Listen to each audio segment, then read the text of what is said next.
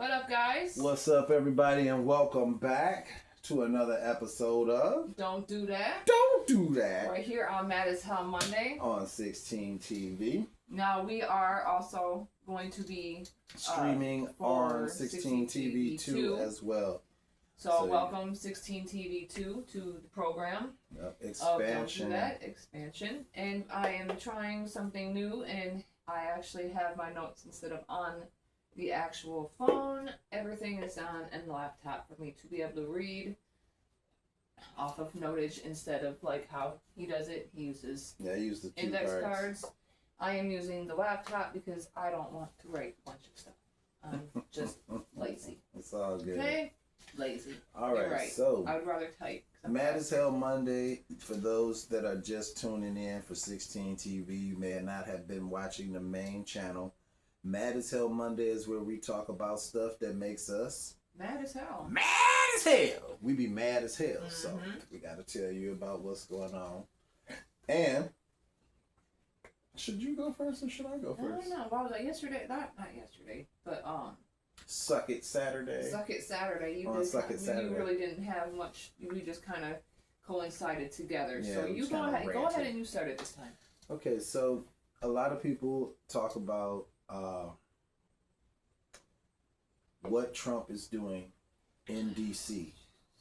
The whole illegal, not cool, taking over of DC, bullying towns, cities that have black leadership, and turning over the military, turning the military into a police force on American soil against Americans. Against the citizens of the United States. There's not just a lot of illegals. people are wondering what's going on. My theory, just a theory, is that he is trying to initiate a race war with all the things that he has been doing. And so I have been getting more with the writing of my segment, and I'm calling this one Starting the Race War, The Road to Martial Law. No justice, no peace. No justice, no peace. So George Floyd, remember George Floyd? I'm quite sure you do. Everybody loves to talk shit about him all the time still. We're looking at you, Lil Yachty. That was so a long moment of silence for how stupid this young man is. I'm not going to even repeat the bar. First of all, it's a whack-ass bar.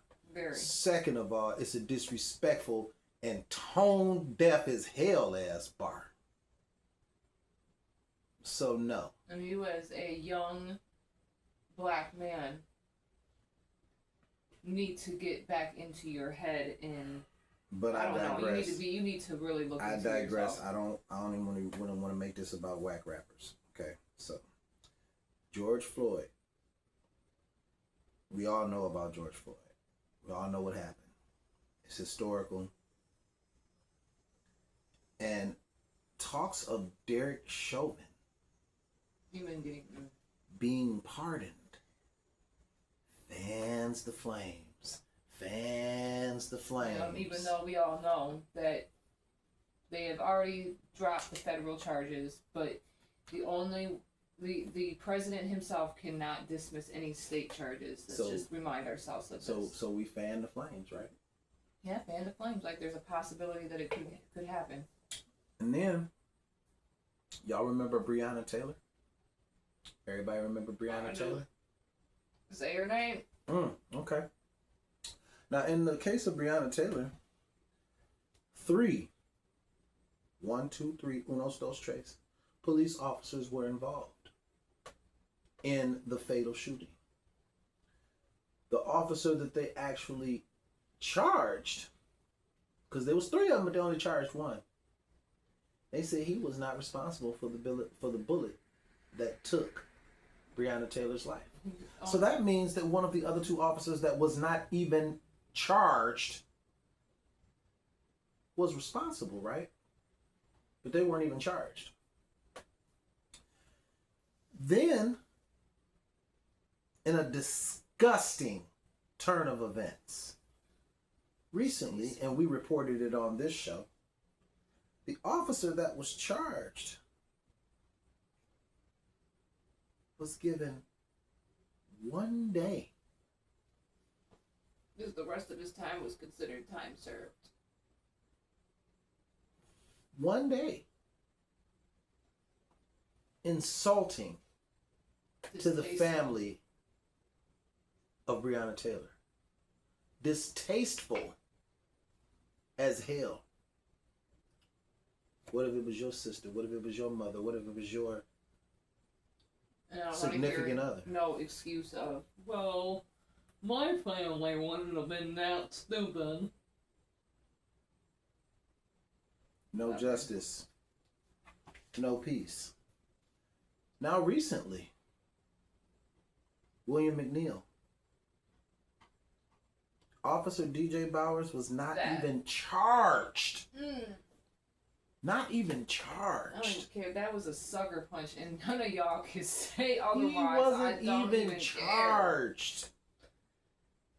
For what we all saw in that viral video as being an unnecessary use of force. Bust this man's window out. And sucker punched him in the face. Pulls him out of his vehicle. Already had him subdued. I don't care what struggling he doing. It's 3 of y'all. It's 1 of him. He ain't but that big. Right. He's like barely bigger than I am. Still punched him in the face again, right? Wasn't even charged. That wasn't excessive force. Boot looking ass. No justice. No peace. These are all the things that fan the flame, right? Fan the flame. The Cincinnati Brawl. White man smacks the shit out of a black man. Even in the man. Now let me break this before you go anywhere. Because everybody wants to sit there and say, when it comes to the N-word, oh, they're so quick to jump on the N-word, right? Wait, hold on. I am. Now, mind you, this man still called him the N-word before he was slapped. That young man didn't even react to the N-word because he's like, whatever, it is what it is. What the fuck ever. Another drunk-ass white dude out here trying to, do his thing and act big, bad, and tough because he's Russian. Oh, yeah, you fucking nigger. Then he slaps him. And that's when his friend was like, no, fuck that. Yeah. You guys took it too far. Yeah. You took it too far. The guy that got slapped was ready to let it go. When you started to put your hands on somebody else. Oh, man, this is Cincinnati. That is not your child. That is not your friend. That is not your family member. It doesn't matter. Oh, man, I ain't think about this white boy, man. You need to stop. And then we all drinking. We all high, man. We all drinking. We all high, man. It's the Jazz Fest. I'm having a good time. Before we get off of subject, let's go because this motherfucker, that whole situation pisses me off. So the Cincinnati Brawl, right? They rounded up all the black people that were involved in that altercation, right? But not even after they've seen the additional footage that shows that the white man started it. Even after they showed the additional footage that Holly, dumbass, was all up in one of the brothers' faces, grabbing him by the shoulders like she knew him personally, talking all kinds of trash all in his face. Before she got pulled by her hair by a female and clocked by a brother, right?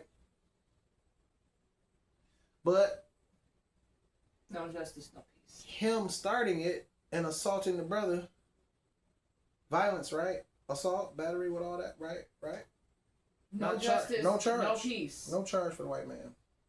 And I'm here for it. Started the altercation, right? No justice, no peace. Now, finally, Trump takes over D.C. Headed up by black leadership. Targets a bunch of blacks. First 200 whatever arrests he makes, I can give you 3 guesses and the first 2 don't count to what the numbers look like as far as who was getting rounded up, right? Okay. Exactly. the Smithsonian Museum. Take He away is all the literally erasing parts of Black history that paint the slave, truth. the truth. The truth. There's about nothing wrong with the slavery truth. and, Obviously, there's Hmm. something wrong with the truth, obviously. But What in it is. order for us to be able to learn, he wants the world we need to think. get rid of. We need to learn from the distasteful, ugly shit that did happen. There's He wants the nothing world wrong with to think learning like from Charlie that. Kirk. But what is wrong is not learning from that and erasing it so that there's no way that we can learn from it. It's uncomfortable. Nobody wants to talk Nobody about wants it. to talk about it, but it needs to be something But that needs to be talked about so the same thing mistakes is are not made where again. I saw the whole interview, or there was like a thing that I saw this morning with Charlie Kirk, and he's talking to a young black man. He's talking about DEI, and they're talking about how it's been 60 years since the civil rights movement and Martin Luther King and Malcolm X and all of that, and you know, you guys are doing good now. There's nothing, you know, there are. And yet, I also watched a video that contradicted Stereotypes everything he said. are still a thing in movies, magazine, television Housing. shows, housing, crime. Everybody and their mama knows that if you're driving with a brother, you're probably going to get pulled over because people racial profile. Yeah, right? they do. And the whole world knows about that, right? I saw a video where there was a Mexican guy, and he was apologizing to black people because he said he had black friends all his life, and they used to talk about racial profiling and how they couldn't go nowhere without getting harassed and this and that. And he says to himself, he says in the video, well, I'm brown, and I don't feel that. I don't feel, but now you do, don't you? ICE. But now you feel it, right? They're touching you a little bit. The same thing that we've been feeling for 60 years, everybody else is starting to feel that's not of the right pigmentation, right? Mm-hmm.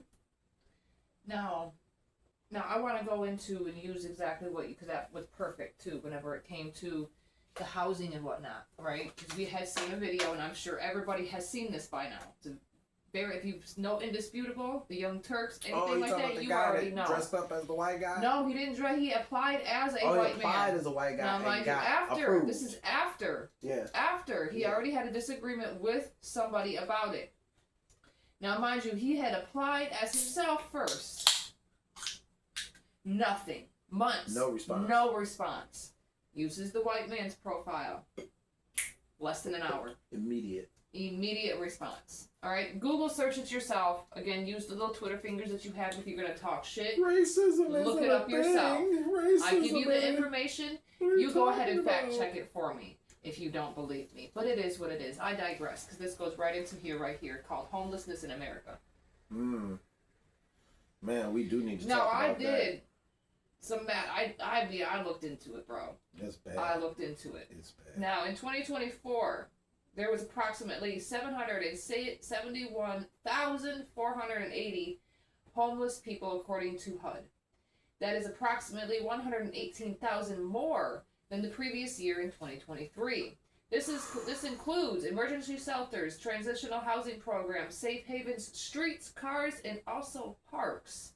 This data is collected by volunteers going out in one night in January and accounting for everyone the best that they can, because we know the numbers are not going to be 100% accurate. It's just not going to be. These people will hide from you because they're scared of people, like they're going to treat them like a piece of trash on the side of the road. Or throw them in jail like they're doing in Washington. Becoming homeless has many factors to it. Affordable housing crisis that is going on as we speak. Rising inflation as we speak. Declining incomes as we speak. Children being aged out of the foster system that is meant to help them. And of course, the lingering effects of the racism in the housing system. Again, look it up. I give you the information. You look it up yourself. It's there. Oh, it's in 2. like Here it Prego. is. This is a breakdown just for Michigan. Here in Michigan alone. Okay, the numbers are insane, and you can't. Where is it going? We see people every day. Supportive housing services. For the 2025 budget, they passed approximately $20 million dedicated to supportive housing services. This is supposed to help families experiencing homelessness and other challenges that put you in the situation. Emergency shelter programs. This is supposed to go to making sure that there is a safe space for those that need help. Main example for this is for abuse, domestic and drug abuse programs. Emergency solution grants. They receive this through HUD, which is then administered through MISHDA. These funds are supposed to go to street outreach, improving and operating homeless shelters, rapid housing initiatives to get help quicker, and homelessness prevention programs. Housing and Community Development Fund. This is supposed to help increase the state's affordable housing stock and supports things aimed at rejuvenating downtown communities. That's what it's supposed to be doing. Homeless shelter tax credit.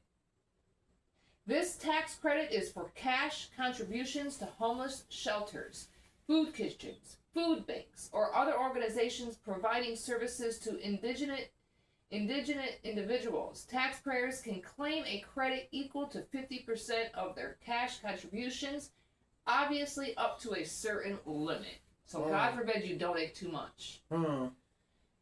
Other initiatives for the fiscal year of 2025 include $8.5 million to expand family shelters and support homeless families, $20 million for the permanent supportive housing program, $1.5 million for a right to counsel initiative in Detroit aimed at helping residents facing eviction.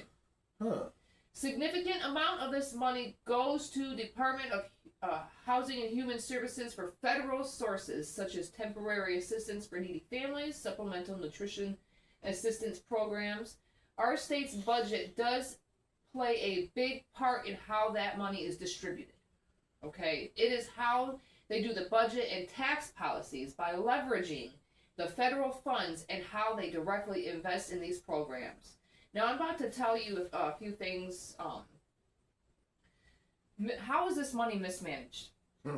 Okay, where is millions for Michigan alone? Ladies and gentlemen, millions. Where is it going? I want to know something too. They leverage our tax dollars that are specifically to go directly to these programs, and they do not use it. How many places have you gone to, even worked as a teenager? Whether it be fast food, whether it not be restaurants like Applebee's and stuff like that. Places like Kroger, Target, Walmart, Meijer, whatever. Whichever ones you go to. It doesn't matter, all right? Not speaking on one indirectly. But you ask them, how much do you throw away? Books, coloring books, toilet paper, food. Throw away that's tons of only food. Damaged but still good. Throw away tons of food. Tons. Why is that not used as a simple tax write-off for this and donated to stuff like this to help and also take off an immense amount of tax dollars? If everybody's saying it, it can't be wrong. Not everybody's lying, bro. That's what I'm saying. But I got a question. Go ahead. Did you ever think that all the money that we spend on ICE, you guys just don't understand, bro. All this money that he's spending on ICE. Alone. Right? Giving them damn near infinite bread, right? To do what they doing, busting in people's windows, sorry, y'all, shooting at vehicles of citizens, and you know what I mean? Out of all this money that he's spending for ICE, where's the money for our homeless to get them off the streets? Besides forcing them into an asylum type of living. What we're doing, watch the game.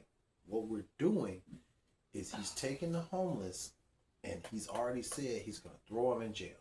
Right? What happens when they go in jail? You Free get labor. money off each Or- prisoner and free labor. I feel like that's coming. They've already did that when it comes to our immigrants, when it comes to the farming and whatnot. Now, So we're talking about Article 13? we digress now. Okay? Let them do the research themselves. Okay? Because we have one more part to get into. Sure. Now, if you remember on, what was it, Suck It Saturday? Is that what we named it? Yes, we did. I was, we were talking about, the gentleman we were talking about, a name of Casey Goodson Jr. had came up. Right? Now I had to literally dig into articles and whatnot because this is still going on from 5 years ago. 5 years ago, there's literally still Still a going. court date going on, a hearing to go on. Okay. Franklin County deputy indicted 44-year-old Jason Mead for 2 counts of murder and 1 count of reckless homicide. Casey was 23 and unarmed and shot several times in the back. Of course, Mead's attorney stated that Goodson had pointed a gun at him, and indeed there was no gun found. Now, of course, even the sheriff's office stated that they are to be held even higher than anyone else. They're people, okay? Basically stating that you are not above the law. But some of the things still are shaky because it pisses you off. Now, he is running errands. This is Casey Goodson. He was running errands and he was unlocking his door. He literally only had keys and sandwiches in his hands from Subway. Alright. Now, the officer was out doing a sweep because he was with SWAT at the moment. Why he was with SWAT? I don't know, because his background was really stupidly fucked up. Alright. Now, he was doing a sweep of so-called violent offenders, and Mr. Goodson was not part of the target audience. The jury was the one that wanted it to go to trial. Alright? His grandmother and 5-year-old brother were in the house when they had shot him several times in the back. There was also a federal civil rights lawsuit that had happened. They wanted everyone involved held accountable. He was on a no-contact list for 4 years and was not allowed to be around inmates because of his violent acts. They still had then took him off that list and employed him to the SWAT team, where he really belongs, right? Yeah. Awesome, guys. Great job. Someone that has a history of this, and they allowed him to have a rifle in his hands. They trained this man to be a killer, and they as well needed to be held accountable. Excessive force, wrongful death, and the money claim about patterns, practices, and customs. I jacked that up. I typed it bad. That came about for his murder. There were no body camera available and no eyewitnesses to the situation. DOJ put in a lot of time for this case, and as of July 2024, the family settled with a settlement of $7 million in lawsuit. This is what the family had to say.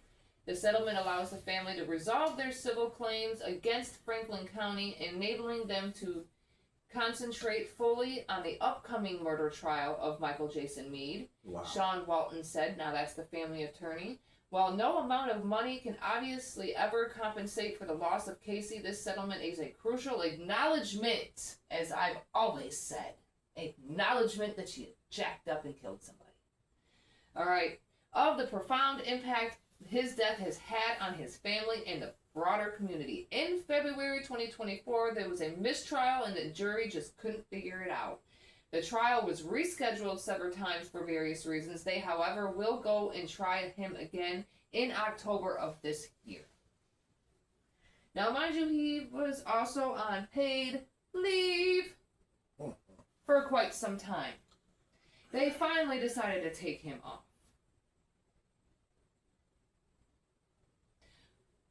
What in actual God's name are you guys like? I mean, especially stupid? Or you got, I mean, about stuff like that. What the actual fuck?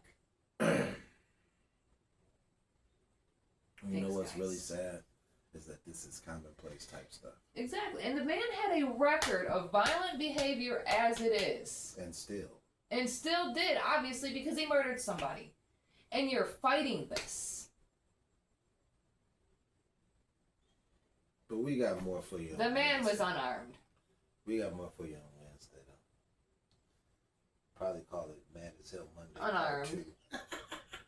So, no, it's gonna be Wicked Wednesday. He's in sandwiches. But, God, he must have been. He might have needed to lose weight. That's probably why he was mad, because of the Subway sandwiches. That's for later. What are you doing? Alright guys, thanks again for coming out and see us. Don't forget to like, comment, share, subscribe, get notified for each and every time we drop new content. And thanks again for your support if you decide to join me here on 16 TV too.